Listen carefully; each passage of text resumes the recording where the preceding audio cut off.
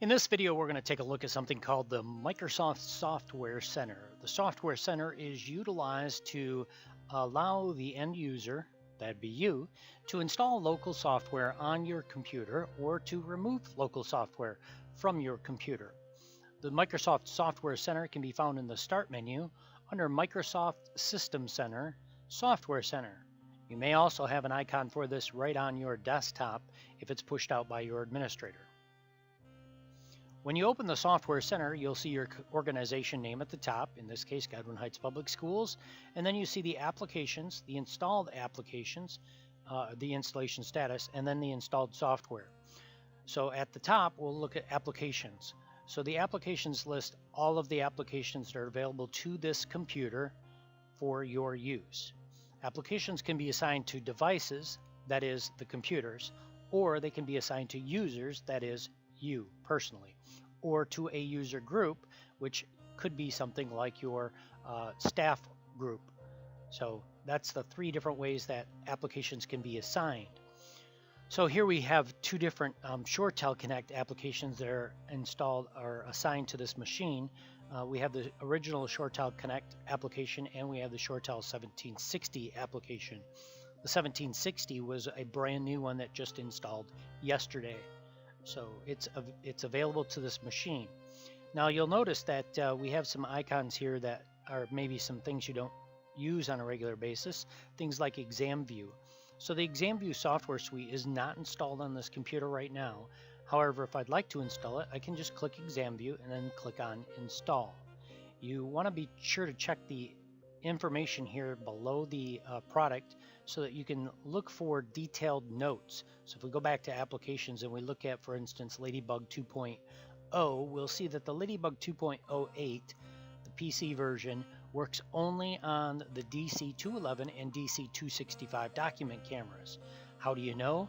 You check the model number on your document camera. Most of your document cameras have the model number written right on them. So if we go back here to the applications, we'll go look at the Ladybug 1.1 and we'll see that this document camera installation is for only the DC162, 210, PS400, and PS600. So you want to be sure you get the right software for your hardware that's attached. If you have an IPEVO document camera, you would look obviously at the IPEVO VZ-HD1 or the IPEVO C P2VC applications. Some other programs that are here are the Vision software, Google Earth. There is a BIOS update available for some of the computers. And if you install the BIOS update, it will actually require a reboot for the BIOS update to install. So you want to be sure that if it does require a reboot, it should tell you in the product description. That's pretty much it. The software can be uninstalled. So if we look for something that's already been installed, let's see here, ShoreTel Connect for instance, there is an uninstall link right there. And so if you click on uninstall, it will go ahead and it will silently uninstall the application. Once it's been uninstalled, you can click on the application again and then click on the install link. So here I'm installing 7-zip application onto the computer, and it will take a matter of just a couple minutes, and once it's done, it tells me down here that new software has been installed.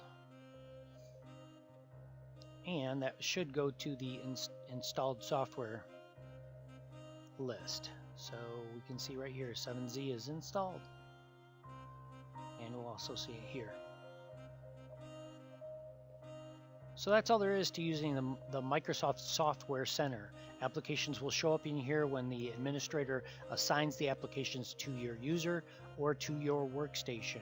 And this is where you go to find things that may not be used across the company-wide environment domain.